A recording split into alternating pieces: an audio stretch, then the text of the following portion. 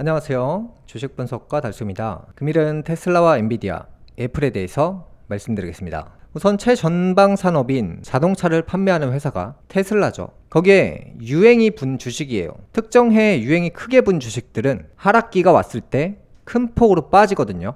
그래서 이제 테슬라 같은 경우도 고점을 찍고 이 영역에서 한참 머무르다가 천천히 내려가죠. 그래서 테슬라의 호재나 악재를 챙겨볼 것이 아니라 기본적으로 돈의 흐름이 어느 방향으로 가고 있는지, 화폐가 부족해지면 자동차 판매량은 감소될 수밖에 없기 때문에 이 테슬라가 단순하게 악재가 많아서 떨어진다라기보다는 어쩔 수 없이 경제 흐름 자체가 하방으로 이동하고 있기 때문에 어쩔 수 없이 내려가고 있는 겁니다. 그 과정에서 강한 반등들이 나올 수는 있겠죠. 내려가다 상승하고 이런 것들이 나올 수는 있는데 결과적으로 보면 이런 방향대로 천천히 가고 있다는 거죠. 이 안에서 강한 반등이 나오죠. 그래서 이제 반등을 볼 것이 아니라 하방으로 이동하고 있는 이유가 경제 지표 자체가 하방을 향해서 가고 있기 때문에 테슬라는 경제 지표를 그대로 따라가는 회사입니다. 자동차를 기본적으로 판매하고 있기 때문에 영향 자체를 많이 받을 수밖에 없죠. 테슬라와 마찬가지로 이 고점에서 쉽게 뚫지 못하고 이런 고점 영역에서 오랜 시간 머무르게 됐을 때 결국에는 경제 지표를 그대로 따라갈 수밖에 없는데요. 그래서 이제 단기적 반등이 중요한 것이 아니라 이 전 고점을 빠르게 넘어가야 신고가를 향해서 갈 수 있는 구조인데요. 만약에 여기서 오랜 시간 머무르게 된다는 것은 하방을 향해서 간다는 거거든요. 그래서 만약에 엔비디아가 신고가가 나온다고 했을 때는 974달러 인근에서 강하게 치고 올라가는 부분에 대해서 집중적으로 보셔야 되고요. 엔비디아 역시 자동차 판매량에 영향이 갈 수밖에 없기 때문에 자동차 판매량이 감소한다는 것은 엔비디아의 반도체, 인공지능 반도체가 판매량이 감소한다는 거죠. 매출이 떨어지겠죠. 경제 지표를 따라갈 수밖에 없겠죠. 단기적인 상황은 예측이 불가하겠지만 멀리 봤을 때는 결국에 하방으로 갈 수밖에 없는 구조를 가진 회사라는 거죠. 애플 같은 경우에도 전자제품을 만드는 회사이기 때문에 경제 지표 방향을 그대로 따라갈 수밖에 없습니다. 그래서 이 경제 지표의 흐름을 반대로 가는 회사들도 존재합니다. 그런데 예민하게 반응하는 회사들이 테슬라와 엔비디아, 애플이 되는 건데요. 그래서 애플 같은 경우도 지금 굉장히 흐름이 나쁜 이유가 고점 영역에서 오랜 시간 머물렀다는 것은 지금 폭락을 준비하고 있다는 거거든요. 그래서 전 고점을 쉽게 뚫지 못하는 이유가 경제 지표 자체가 하방으로 이동하고 있기 때문에 결국에 이 그래프가 당장은 안 따라가도 결국엔 따라간다는 거죠. 그래서 올해 중에 매도 시기를 잘 정해서 정리하시는 쪽이 좋을 것 같습니다. 2차 전지 붐이 크게 한번 불었잖아요. 그래서 이제 제가 작년 여름 인근에 2차 전지의 고점이라고 말씀드렸고요. 올해부터 굉장히 어렵다고 했어요. 올해가 돼서 더 많은 악재들이 등장하고 있잖아요. 예를 들어 해고를 한다거나 자동차 배터리를 공급하고 있기 때문에 경제 지표 흐름을 100% 이상 따라갈 수밖에 없습니다. 그래서 이제 경제 지표가 1% 떨어진다. 그러면 이 회사는 2% 떨어지고 5% 떨어지고 이런 식으로 갈 겁니다. 그래서 실제로 나쁜 것보다 더 나쁘게 반응한다는 거죠.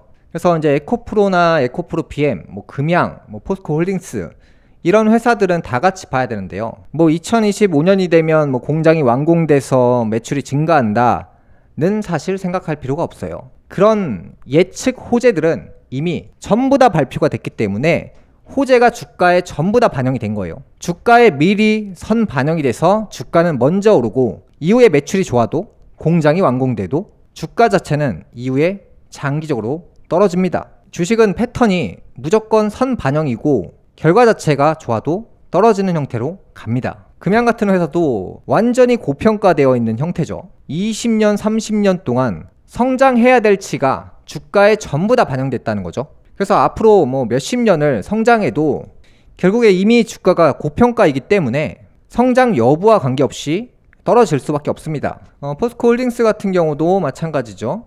20만원짜리 회사가 76만원까지 폭등했기 때문에 미래의 회사가 잘 나가는 매출에 대해서 영업이익에 대해서 전부 다 선 반영이 된 거죠. 이미 정말 잘 되면 그때 가서 다시 재산정하면 되고요. 자동차 부품을 공급하고 있기 때문에 현재 경제가 어렵죠. 이러한 최전방 산업을 담당하고 있는 회사들은 경제가 떨어질 때 매수하는 것이 아니라 경제가 바닥을 칠 때 매수하는 것이 바람직하다라고 생각이 듭니다. 그래서 이제 전기차 관련주들은 이미 오를 만큼 전부 다 올랐고 미래 성장치가 선 반영이 끝났고 이제 떨어질 일만 남았습니다. 그래서 이제 과거 닷컴 버블 당시에 인터넷 산업이 20년 이상 발달하니까 매출은 성장할 수밖에 없다. 실제로 인터넷 산업이 기하급수적으로 성장하면서 수혜를 받았잖아요. 이런 좋은 아이템을 가지고 있어도 이미 호재는 10년치, 20년치가 미리 발표되기 때문에 그 해에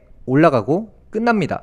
이미 성장치가 주가에 전부 다 묻었기 때문에 이후에는 더 이상 호재가 없는 거예요. 그래서 이런 식으로 빠질 수밖에 없다는 거죠. 그래서 이제 한글과 컴퓨터 같은 경우도 수십 년간 인터넷 산업이 발달한다라고 해서 1,594원짜리 회사가 27만 6천 원 부근까지 찍고 장기적으로 떨어집니다. 그러니까 지금 전기차 관련주가 똑같죠. 미래에 인터넷 산업이 발달하면 한글과 컴퓨터 매출이 성장할 수밖에 없다.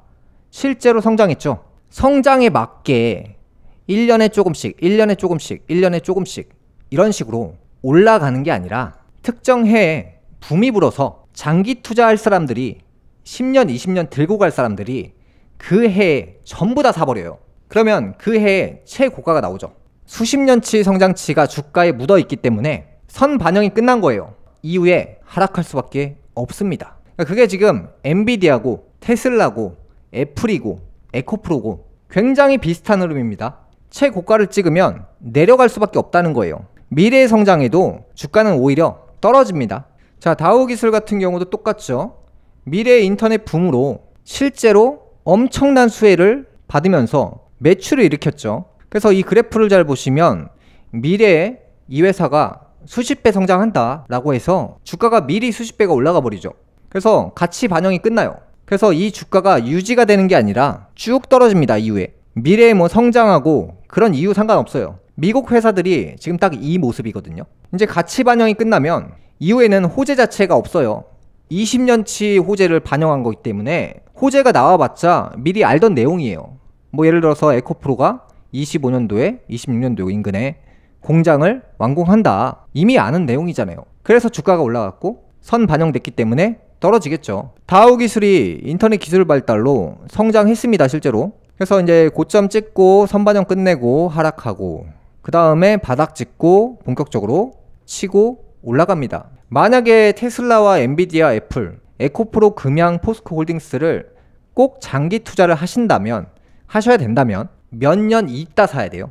그 이유가 한번 떨어지기 시작하면 끝없이 내려가거든요. 그래서 경제 지표가 바닥을 찍을 때 장기 투자 회사를 사면 된다입니다. 그러면 이런 식으로 다시 진짜 성장한다면 주가가 상승하겠죠. 그래서 이제 과열됐을 때, 유행이 불었을 때, 지금 테슬라, 엔비디아, 애플 유행이잖아요. 그래서 모든 사람이 사고 있을 때는 사실 그 회사가 막을 내리고 있다는 증거고요. 테슬라 같은 경우 잘 보시면 천천히 막을 내리고 있잖아요. 이게 뭐 2년, 3년 정도 지나면 계속 바닥으로 내려가면서 사람들이 이 주식에 관심이 없어져요. 관심이 없어지면 매도하는 사람들도 많아지고 그때가 이제 굉장히 저렴하게 살 수 있는 찬스가 되는 거죠.